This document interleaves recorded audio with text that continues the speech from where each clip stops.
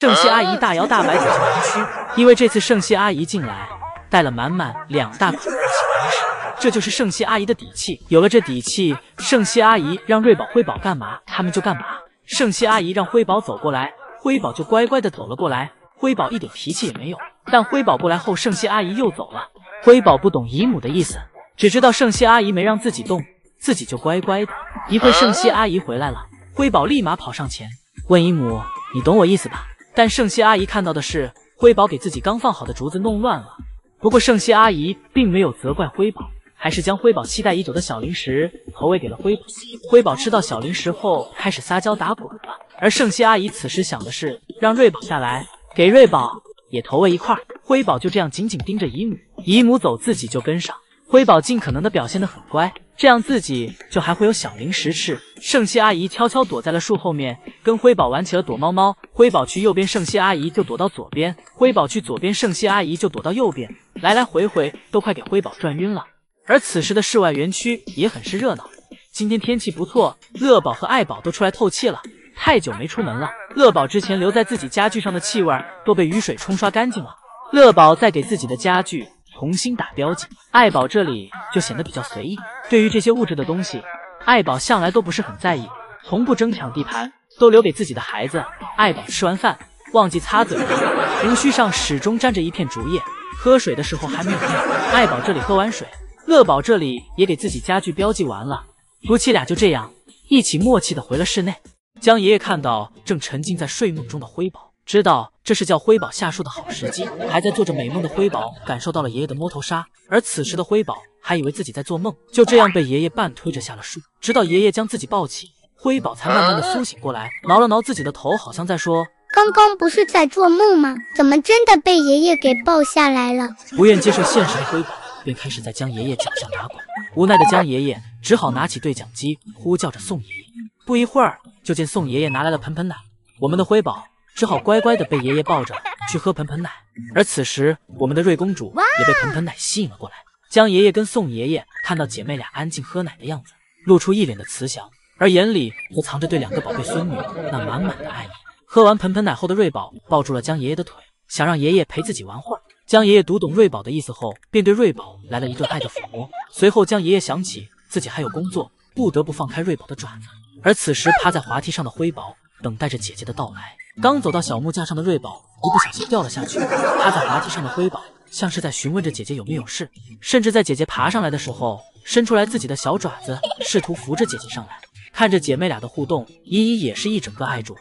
不一会儿，到了该回家的时间，宋爷爷走了过来，告诉姐妹俩快要回家了。看到江爷爷跟宋爷爷来抱自己回家，姐妹俩也是很乖的从滑梯上下来，抱着辉宝的江爷爷把辉宝放进门口，接着便走了出来。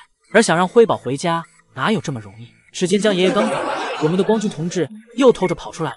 看到爷爷堵住门，辉宝只好趁爷爷不注意，一个箭步溜出来，甚至还表演上了前滚翻。江爷爷看到后，只好将其一把抱了起来，连拖带拽的把他放回了家。这天，圣熙阿姨和宋爷爷分别拿着大竹笋和胡萝卜来到园区，不过吸引瑞宝的并不是竹笋和胡萝卜，而是圣熙阿姨手里的相机。瑞宝好奇地凑近圣熙阿姨手中的相机，张着大口就想对其来上一口，想尝尝圣熙阿姨相机的味道。圣熙阿姨立马抬头看了一眼宋爷爷，心想这可不能被宋爷爷看见，不然自己要挨批评了。瑞宝尝了一口相机的味道后，便对其失去了好奇，因为他根本没有竹笋好吃。转身走到圣熙阿姨身旁，吃起了圣熙阿姨手里的竹笋。瑞宝这聪明且可爱的模样，让圣熙阿姨在拿着相机记录瑞宝的同时，还忍不住的将瑞宝搂进怀里。这温馨治愈的画面让依依看了忍不住的发出耶啵耶啵的声音，而瑞宝这可爱的模样更是差点让圣熙阿姨忘了自己的工作。与此同时，宋爷爷也忘记了自己是来干嘛的了。自从来到园区后，就一直举着手机对着辉宝拍个不停。不过辉宝这边些许有些不给宋爷爷面子，一直是屁股对着爷爷，而宋爷爷的表情此时有些惆怅，不知是不是在思考一会儿如何从树上给辉宝摘下来。直到宋爷爷胳膊举酸了，才想起自己是来干嘛的。宋爷爷走回房间，给姐妹俩去拿盆盆奶。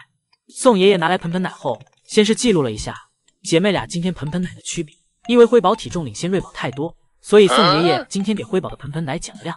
记录好盆盆奶的宋爷爷先是走到瑞宝这边，只见宋爷爷细心的把竹子包好并放到了瑞宝身边。随后便让圣希阿姨来带瑞宝去喝盆盆奶，自己则接下了抱辉宝下树的重任。果然不出宋爷爷所料，待在小树上的辉宝怎么能轻易下来呢？辉宝见宋爷爷过来，便做出了站断姿势。不管宋爷爷怎么做，辉宝依旧是待在小树上不下来。傲娇的辉宝与爷爷对视着，好像在说：爷爷，昨天你爬我的树，我在下面守半天也不见你下来，今天我也不下去，看你怎么办。见辉宝不肯下树，这结果宋爷爷也是预料到的。无奈的宋爷爷只好先去看瑞宝喝盆盆奶的情况。宋爷爷看到圣希阿姨已经喂完瑞宝，便忍不住跟姨母吐槽起来，让辉宝下树实在是太难了。于是宋爷爷便开始在瑞宝这里找寻情绪价值。此时的瑞宝看着辉宝的盆盆奶，一心想要再吃2口，根本不想回家。而圣希阿姨这里不管怎么抱都抱不起来，瑞宝此刻的身子软的就像水一样，而宋爷爷就在旁边哈哈大笑。不过等圣希阿姨抱着瑞宝离开后，宋爷爷看了一眼此刻还在树上的辉宝，瞬间就笑不出来了。瑞宝今天爬上了福宝姐姐的大树，以后福宝不会再出现在园区了，而瑞宝这在树上的样子像是福宝的接班人，以后还会有其他的大熊猫出现在这棵树上，但不会再是福宝了。瑞宝在小树上仔细嗅着上面的气味，瑞宝微笑的小脸看上去很开心。不知福宝有没有在小树上留下写给妹妹的信件？